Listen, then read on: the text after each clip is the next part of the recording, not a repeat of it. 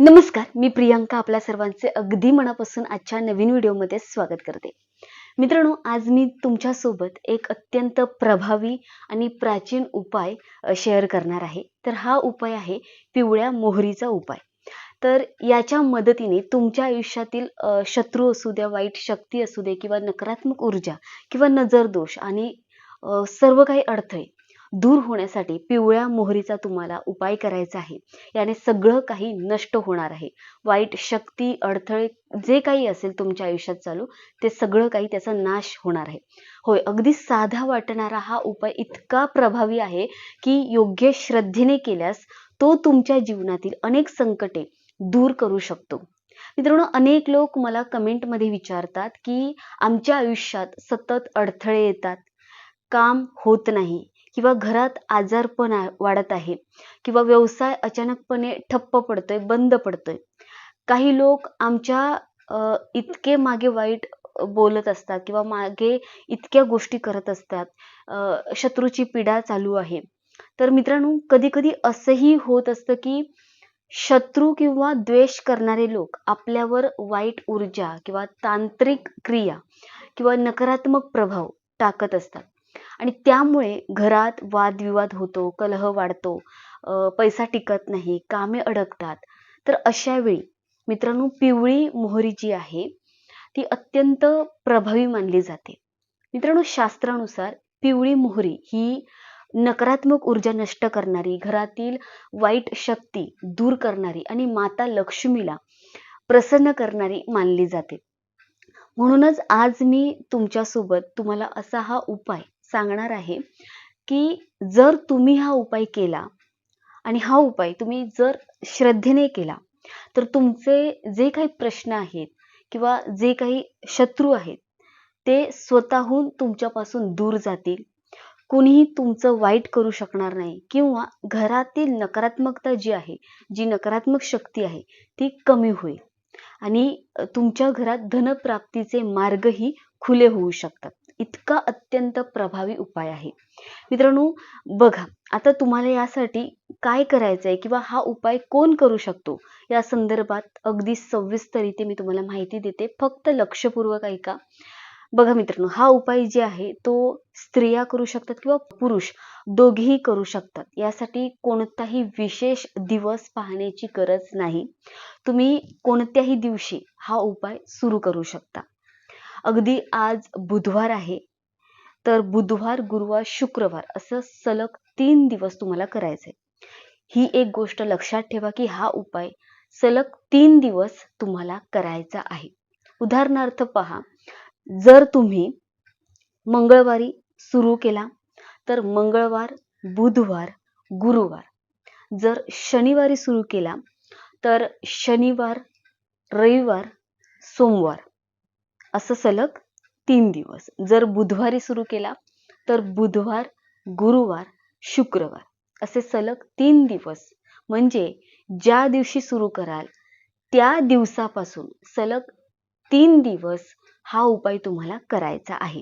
अगदी साधा सोपा उपाय आहे, काही टेन्शन घेऊ नका.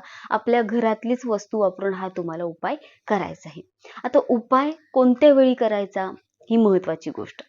तर मित्रांनो, बघा, हा उपाय संध्याकाळच्या वेळेस तुम्हाला करायचा आहे. संध्याकाळी कितीला?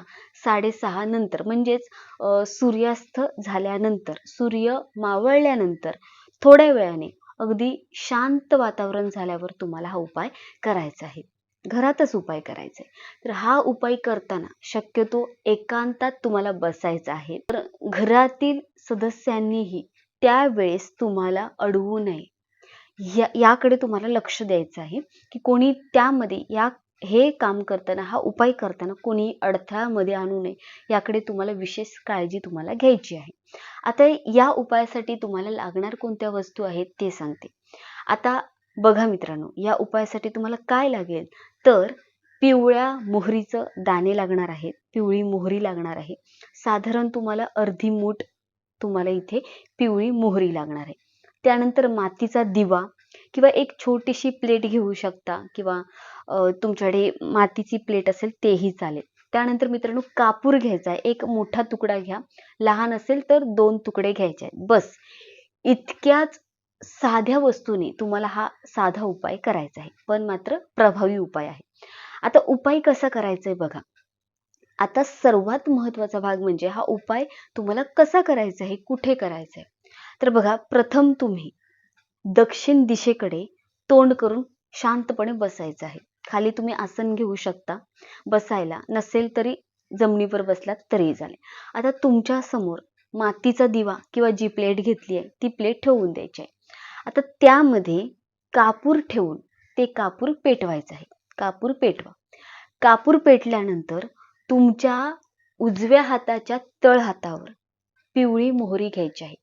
पिवळी मोहरी घेतल्यानंतर मूठ बंद करा आणि यानंतर त्या मोहरीच्या दाण्यांना डोक्याभोवती तुम्हाला उलट दिशेने अँटी क्लॉकवाईज फिरवायचं आहे. उलट असं नाही तर अँटी क्लॉकवाईज तुम्हाला फिरवायचं आहे. हे किती वेळा फिरवायचं आहे?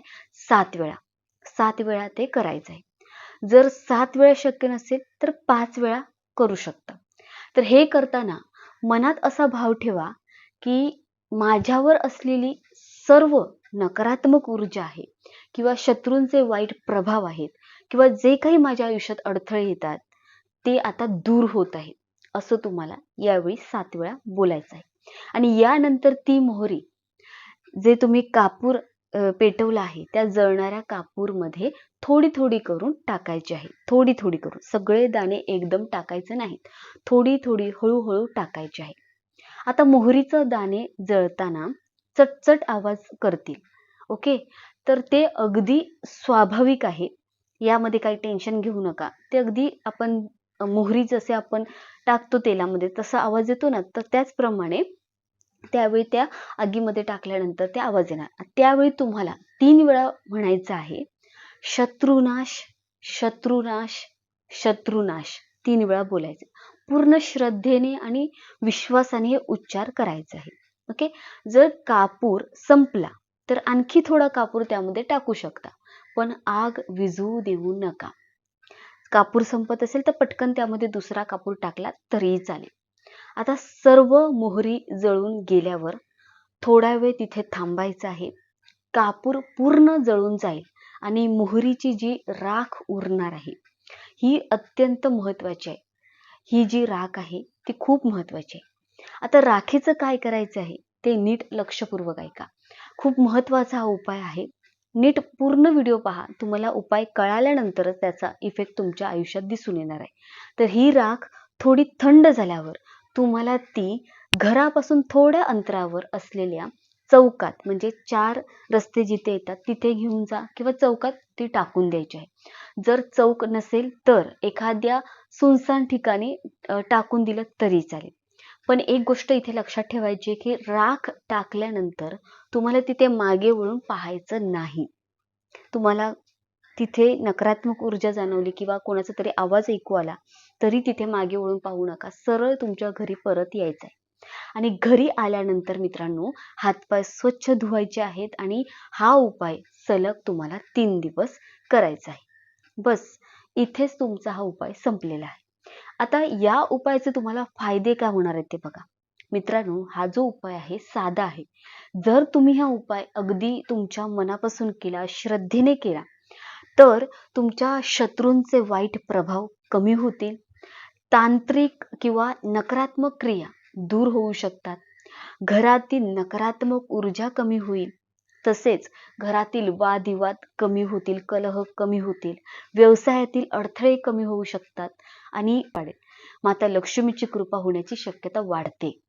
आणि ज्यांच्या जीवनात धनाची कमतरता आहे, कर्ज खूप आहे किंवा कर्जाची समस्या आहे किंवा पैशाची अडचण आहे, त्यांनीही हा उपाय करू शकतात.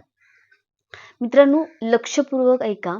आता महत्त्वाची गोष्ट मी इथे सांगते की हा उपाय साधा आहे, पण श्रद्धा आणि विश्वास खूप महत्त्वाचा आहे.